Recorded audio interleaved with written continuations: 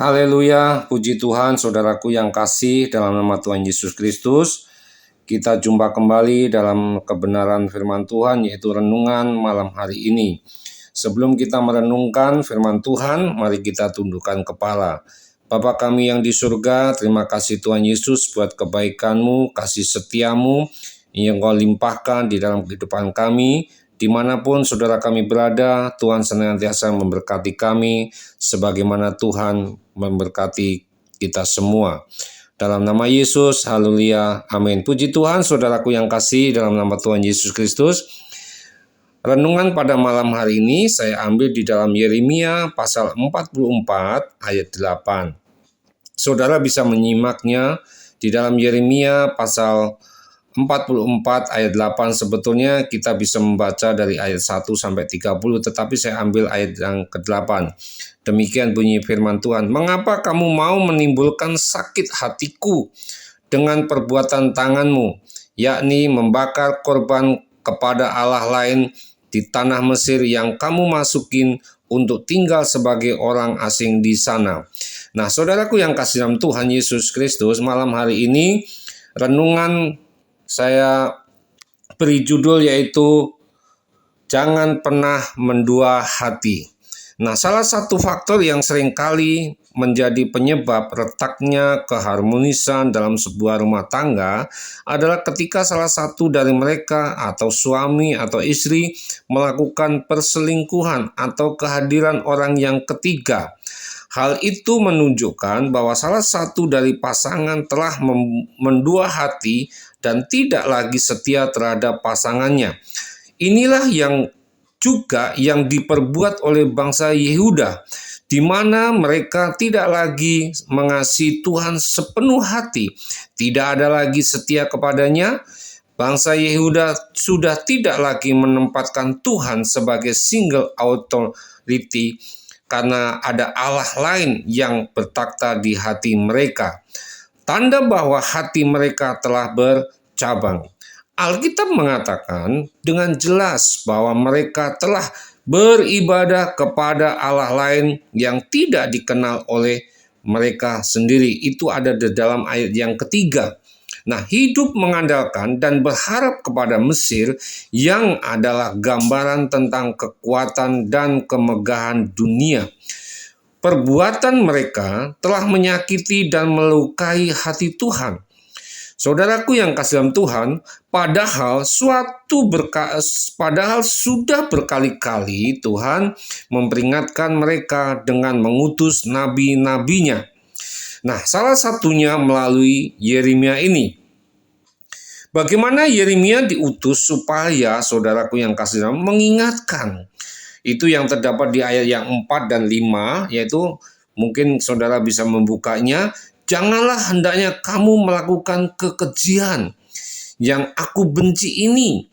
Tetapi mereka tidak mau mendengarkan dan tidak mau memperhatikan supaya berbalik dari kejahatan mereka dan tidak membakar korban lagi kepada Allah lain. Tetapi saudaraku yang kasih dalam Tuhan, teguran dan peringatan Tuhan ini, saudaraku yang kasih, dianggapnya sebagai angin lalu. Nah, saudaraku yang kasih dalam Tuhan, seringkali kita diingatkan Tuhan supaya kita kembali ke jalan yang benar. Tetapi seringkali kita lebih mengikuti keinginan kita. Karena itu saudaraku yang kasih dalam nama Tuhan Yesus, berhati-hatilah, jangan sesat. Allah tidak membiarkan dirinya dan dipermalukan. Karena apa yang ditabur orang, saudaraku yang kasih dalam Tuhan, itu juga yang akan dituainya. Saudara bisa melihat di dalam Galatia 6. Ya, ayat yang ke-7. Mereka tidak menyadari, saudaraku yang kasih, bahwa ketidaktaatan mereka mendatangkan hukuman bagi diri sendiri. Inilah tanda bagimu, demikianlah firman Tuhan, bahwa aku akan menghukum kamu di tempat ini. Supaya apa, saudara? Kamu mengetahui. Ya, mengetahui apa, saudara? Mengetahui bahwa perkataan-perkataan Tuhan, ya, perkataan-perkataanku itu, saudaraku yang kasih dalam Tuhan, ya, terhadap kamu akan sungguh-sungguh terwujud untuk kecelakaanmu.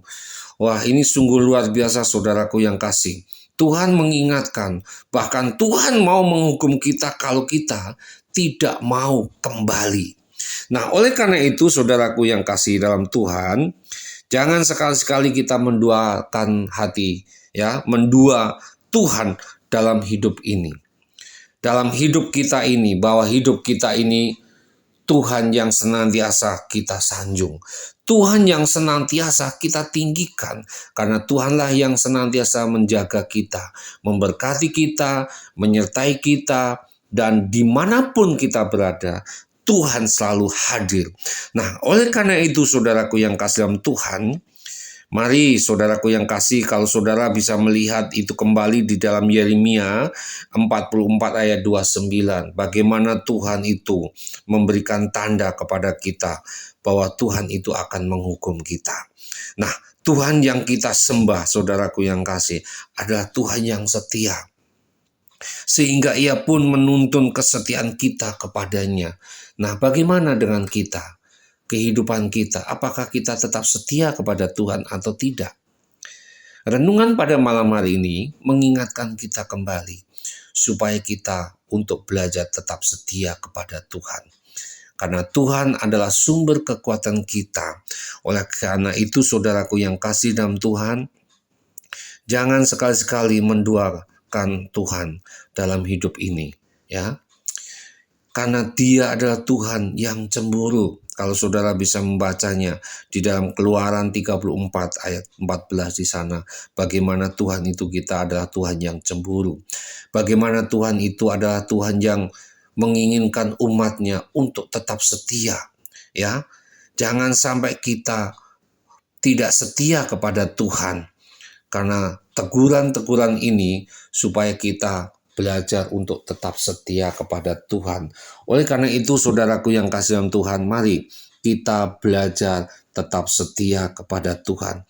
Karena Tuhan kita adalah Tuhan yang setia.